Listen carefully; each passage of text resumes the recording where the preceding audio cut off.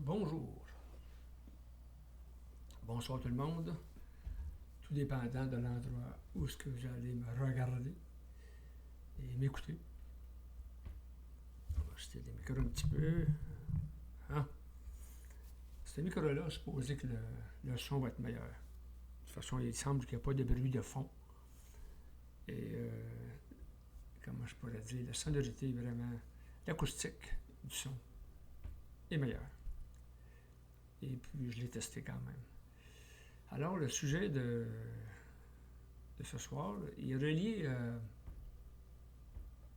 avec la rencontre d'un individu avec qui j'ai parlé mercredi soir. Et c'est la deuxième fois dans ma vie que ça arrive au niveau des rencontres avec un individu. Pour vous le décrire un peu, c'est une personne assez jeune, peut-être trentaine d'années, qui a un intellect, mais un intellect vraiment actif et créatif. On était quatre et on jouait de différents sujets. Ouais. Et puis, on est tombé à un moment donné sur parler de Dieu. Lui, il se référait beaucoup à la Bible. Mais quand même aussi, il répondait pas mal du temps. C'était un homme qui était très techno. Il fait des montages vidéo incroyables. Et je me souviens plus de son métier, mais il est comme dans le genre, je sais pas ça le terme juste, un peu dans le génie électronique, disons, dans ces choses-là. Là. Il est très calé. Et même, il y avait une des personnes qui assistait à nos échanges. Il disait de lui, il dit fais-toi-en pas, c'est un extraterrestre. Il est piqué dans le dos. Il avait pas un débile, mais un débit oral, là, vertigineux. Comme je vous ai dit tantôt, c'est la deuxième fois que je rencontrais une telle personne avec un tel intellect. C'est sûr que qu'est-ce qui va avec, c'est l'ego. Consciemment ou pas, mais sinon, autrement, c'est inconsciemment. Et donc, quand c'est venu le temps de parler plus d'énergie, des vibrations, pour monsieur, dire que Dieu était énergie, là, oubliez ça. C'est beaucoup trop simple. Pour lui, là, il fallait parler d'autres choses beaucoup plus scientifiques, mettons. Plus dans le détail de l'énergie. Pour lui, qu'est-ce qu'il disait surtout comme mantra, c'est que Dieu était en nous. Et puis, à travers ça, eh bien, nous sommes qu'amour. Fait qu'à ce niveau-là, je dénie pas ce qu'il a dit. Là. Mais quand une personne est si intellectuellement avancée,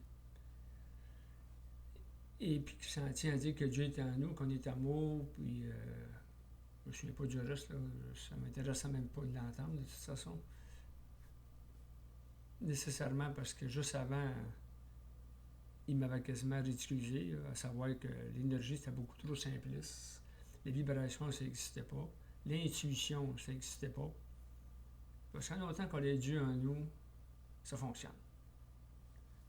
Fait que ce que je veux emmener là-dedans, moi le titre de cette capsule-là, ça va être l'intellect visite la conscience. C'est que ces gens-là, ils ont tellement l'ego encastré,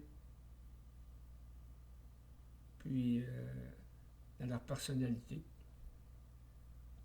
que pour eux autres, parce qu'à un moment donné, j'ai tenu un propos comme ça, l'histoire, il parle juste de New Age. Ouais, New Age.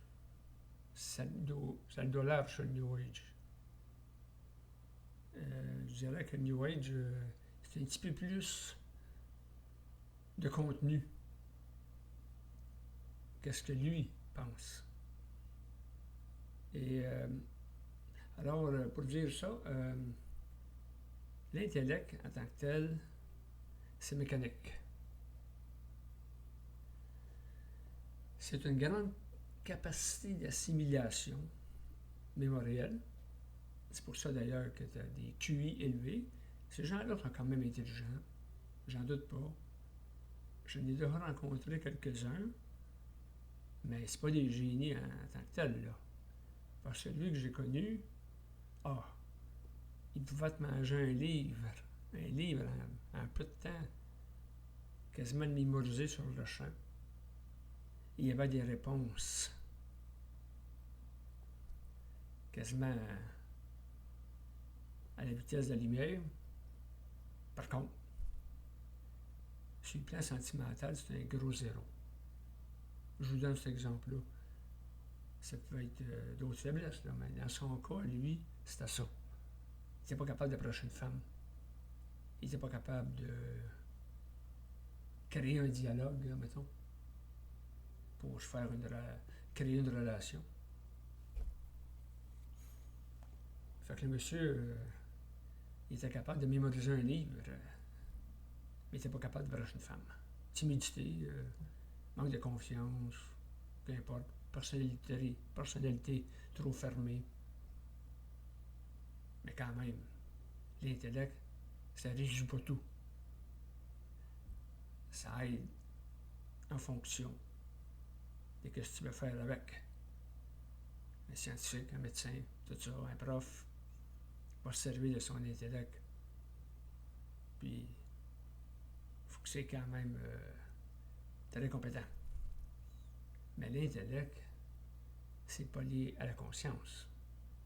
Moi, j'ai connu une personne aussi avec un niveau vibratoire très élevé. C'est un gars qui n'a même pas fini son primaire. Ça fait longtemps de ça, je vais vous dire. Là. Mais quand même, c'est un séminariste de Bernard. Et ce gars-là, tu jouais avec, puis écoute, tu faisais un trip. Tu faisais un trip verbal. Qu'est-ce qui te sortait? Parce que lui, il avait un ego très, je dirais pas diminué, mais il avait un ego qui était très fluide. Il voulait absolument pas prendre le dessus dans une conversation. Il t'écoutait, puis on se parlait, puis on échangeait. Puis je peux vous dire qu'il en sortait des bonnes. Il y avait des échanges. Des fois, on pouvait être pas d'accord nécessairement avec ce que ça disait dans notre tête, mettons. Mais on s'accordait assez rapidement. C'est pour ça qu'on disait que deux grands esprits se rencontrent. Et avec une personne, comme je disais, la personne, je vous parlais tantôt, avec un ego surdimensionné, supporté par un intellect très volubile, il n'y a pas grand-chose à faire avec ça. Mais il faut dire ceci.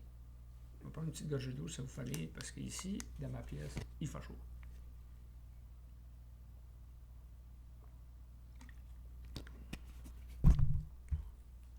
Ce que je veux dire, c'est que moi-même, quand j'ai commencé la conscience expérimentale en 77, disons, en écoutant un peu Bernard avec les années, mais surtout les années 80, 81, 82, j'étais très aussi embarqué dans le trip de l'ego. Bon, c'est surtout finalement la supplémentarité intellectuelle. Moi, je voulais sauver tout le monde parce que j'étais certain que j'avais la bonne notion, que j'avais la bonne instruction. Et comme l'Église catholique voulait faire, je voulais sauver tout le monde. Hors de supplémental, point de salut. C'était une grosse erreur de ma part.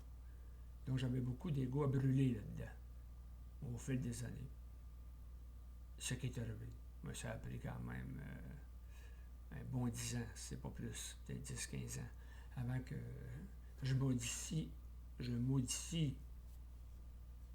substantiellement ma façon de penser. Puis arrêter de me prendre le nombril du monde. C'est ça le problème souvent des égos supplémentaux qui en sont dans leur début. Il y en a qui ne changeront pas. J'ai été en conflit avec certains, les séminaristes, que pour eux autres, il n'y avait rien d'autre qu'une instruction expérimentale. Les autres, out. Tu ne fais pas partie de, je dirais pas de la sixième race, là, mais tu ne fais pas partie de ceux qui savent. Peut-être expérimental, tu dois savoir. Pas connaître, savoir. Ken disait, lui, ce que tu as à savoir, tu vas le savoir quand il est nécessaire que tu le saches. Bernard le disait aussi, tu ne peux pas tout savoir. C'est impossible. Puis ça donne quoi, tout savoir? Les neurones vont te brûler. Il faut que tu saches ce qui est nécessaire de savoir quand il faut que tu le saches. C'est déjà pas mal. Dans le quotidien d'une journée. Si tu fais des actions, tu poses des gestes, c'est bon à savoir qu'il faut que tu saches ce que tu as à savoir. Et puis je disais aussi, je pense que c'est dans l'entrevue que j'ai faite là, cette semaine, il faut citer, la plupart des gens de la masse, ils ne pensent pas à ce qu'ils font. Ils ne connaissent pas les conséquences des actions qu'ils vont poser. Et après ça, ils vont dire, j'aurais dû. Je n'y ai pas pensé. Mais ça donne quoi? Il faut, Daniel Ken disait, il faut être conséquentiel. C'est pas bien compliqué, ça, à comprendre. C'est pas une loi éthérique, ça, là. C'est pas une mathématique avancée.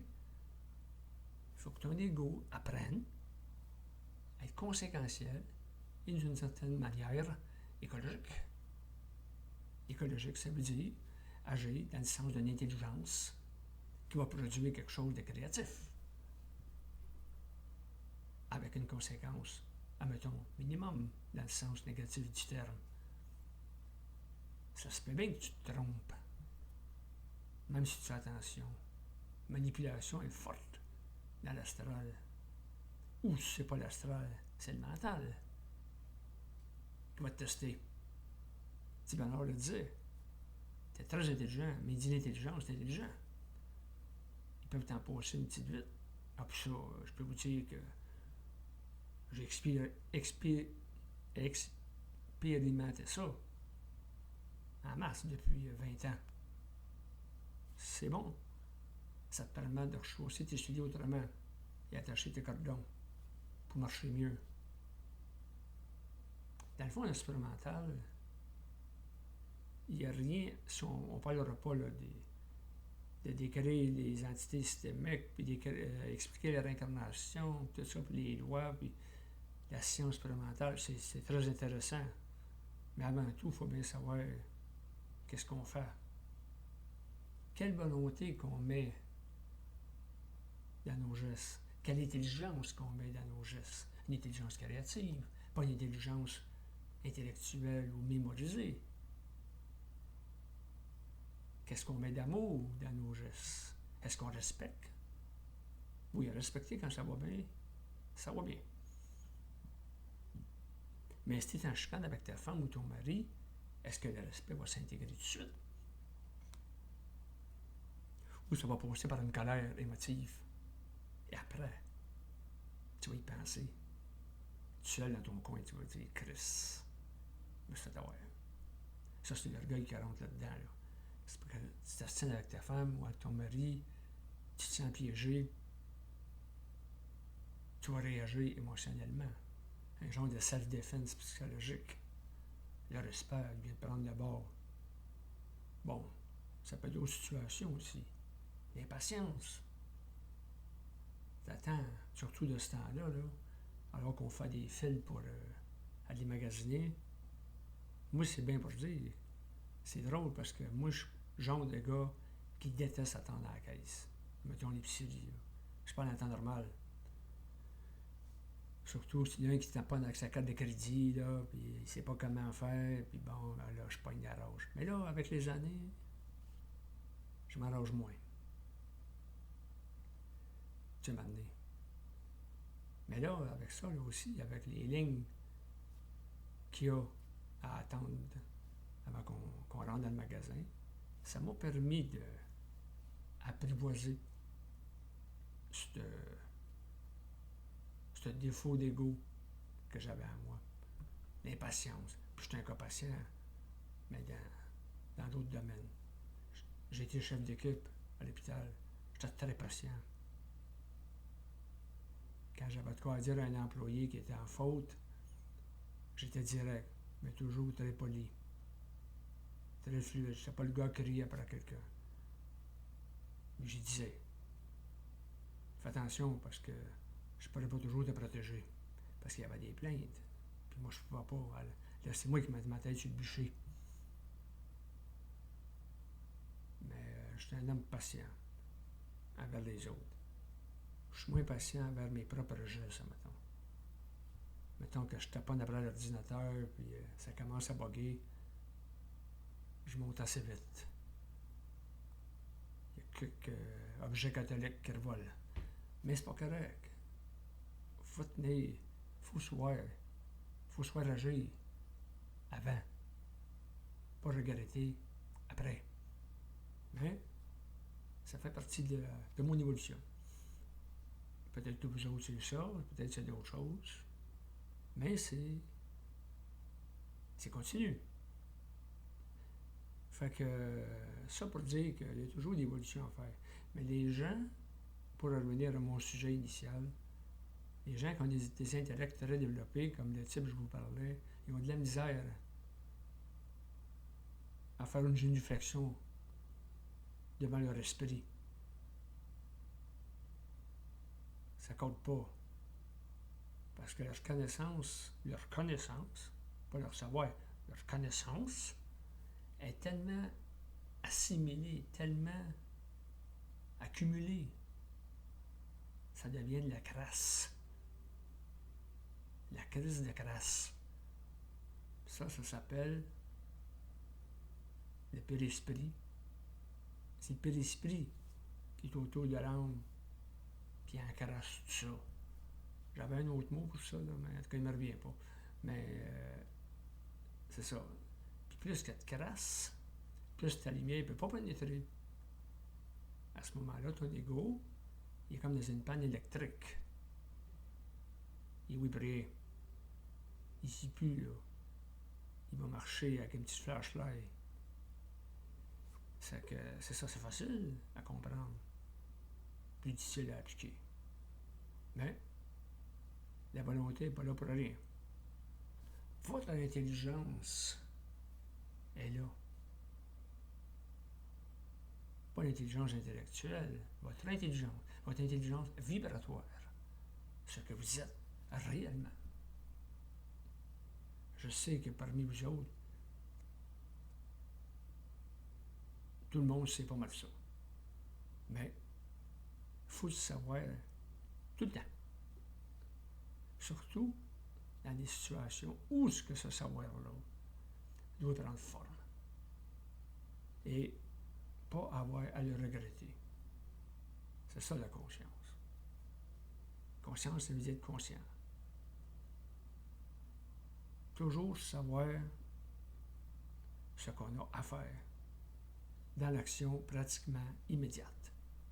C'est ça la discipline de l'esprit, qui, par la force des choses, va devenir une discipline de l'ego.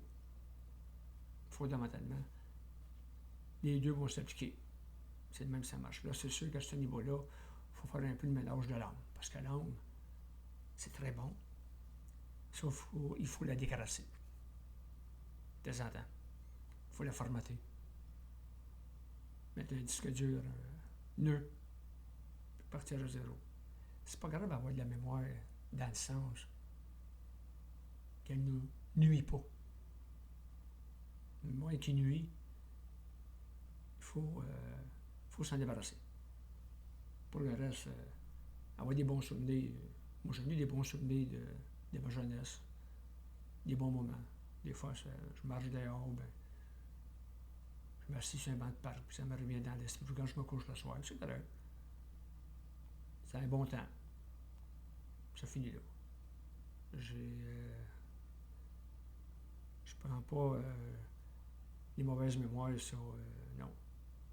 Si ça arrive, je mets une barreuse là-dessus tout de suite. Parce que les mauvaises mémoires, ça te gangrène l'ego. Ça te rend triste. Et la tristesse, ben, ça t'éloigne un peu de ton mental créateur. Fait que, pas mal ça que je voulais vous dire. Je ne sais pas ce que je vais faire. J'ai beaucoup de capsules comme ça quand j'avais fait ma première chaîne. Je sais que la voix n'était pas exceptionnelle. Ça, je recommence tout. Ouais, ça, c'est fort probable. Même les dernières que j'ai faites, là, sur le mensonge thérapeutique, et tout ça, je vais checker ça en tout cas.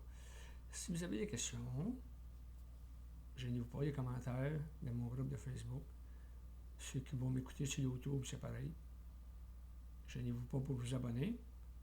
Et puis, pour le moment, ça va être tout. Fait que moi, je vous dis, portez-vous bien, soyez conscients.